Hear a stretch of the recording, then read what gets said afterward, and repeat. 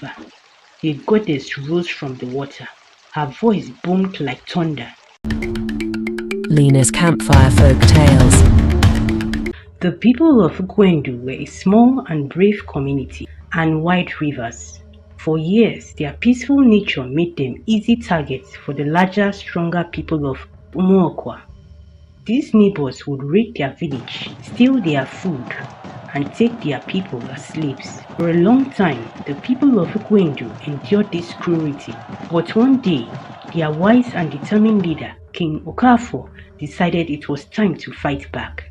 We will not live in fear anymore, he told his people. The people of Umuokwa laughed when they heard this. How can small Ukwendu challenge us?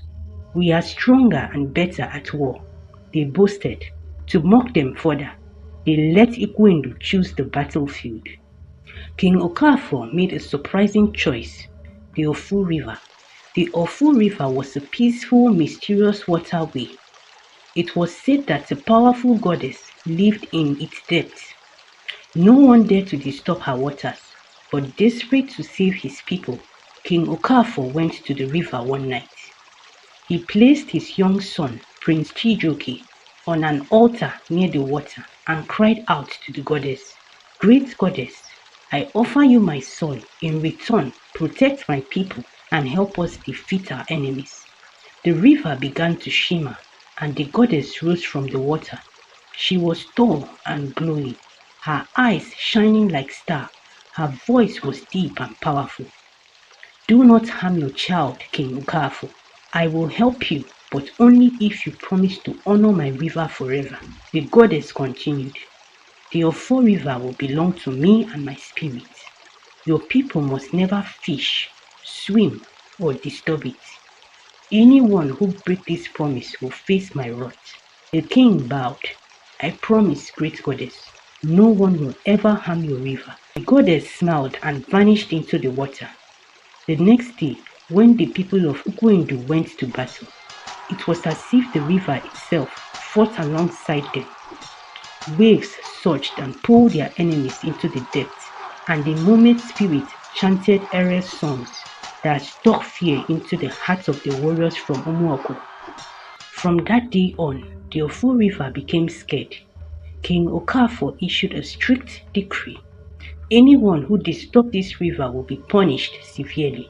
The people obeyed, and for generations, the river remained untouched. Many years later, King Nnamdi, a descendant of King Okafor, ruled Ikwendu. By this time, the world had changed. The people of Ikwendu lived in peace and no longer feared war. But King Nnamdi's son, Prince Emeka, was proud and stubborn. Emeka did not believe in the old stories about the river goddess. "Why are we afraid of the river?" he asked his friends.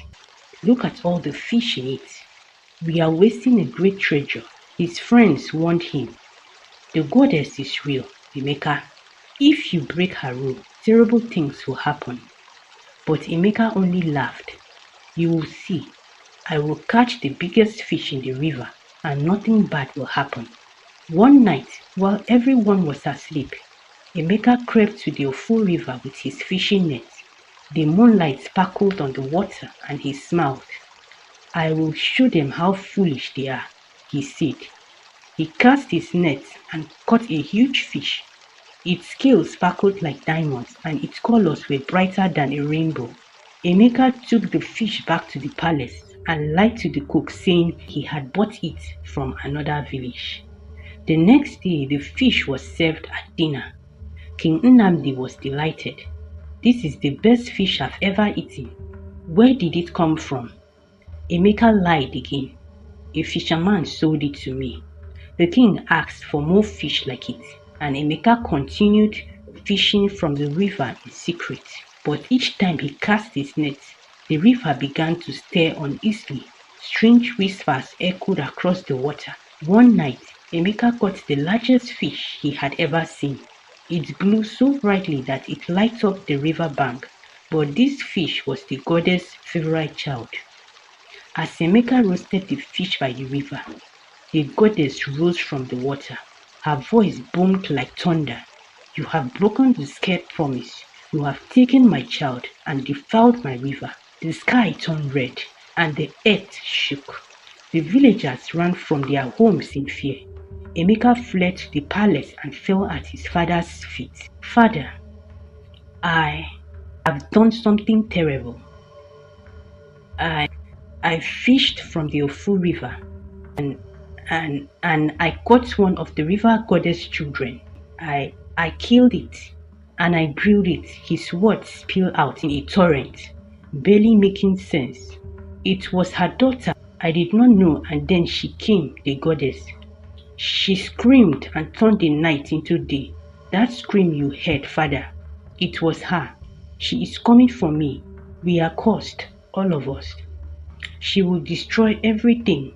King Nnamdi stood frozen, his mind racing as he processed his son's words. He had long known of the pact his ancestors had made with the river goddess.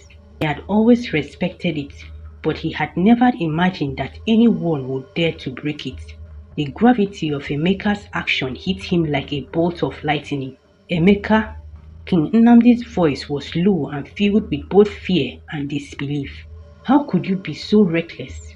Do you understand what you have done? You have defiled the path that has kept our people safe for generations. You have angered the river goddess and brought her wrath upon us. Emeka's face crumbled with guilt and fear. Father, I was so blinded by greed, by the thought of riches and glory. I never thought of the consequences. I did not know who I was really dealing with. I did not know she was watching. I am sorry, Father. Please save us, I beg you. The king turned away, his face a mark of regret and sorrow. You have condemned us all. Just then, the goddess appeared in the palace. Your son has broken the scared path, she declared. For this, your family must pay the price. By midnight tomorrow, the king and his family must be sacrificed to me. If not, every first child in this kingdom will die. The next day, the people of Gwendu gathered by the Ufu River. The goddess rose, her presence filling the air with fear. The king and his son were led to the river bank. The village priest performed the scared rite, and the goddess swift swallowed them whole. And the river grew calmed. The goddess spoke. The curse is lifted, but let this be a lesson. Respect my river, or my wrath will return. The villagers chose a new king, a humble farmer named Chidi. He vowed to honor the goddess and her river. From that day on, the people of Ugwendu remembered the cost of breaking the scared promise. The Ofu River remained untouched, its waters a reminder of the goddess who was always watching. Moral lesson: wanting too much can lead to trouble. Always stop and think about your choices before you act. Thank you for watching. Please like, subscribe, share and put on the notification bell.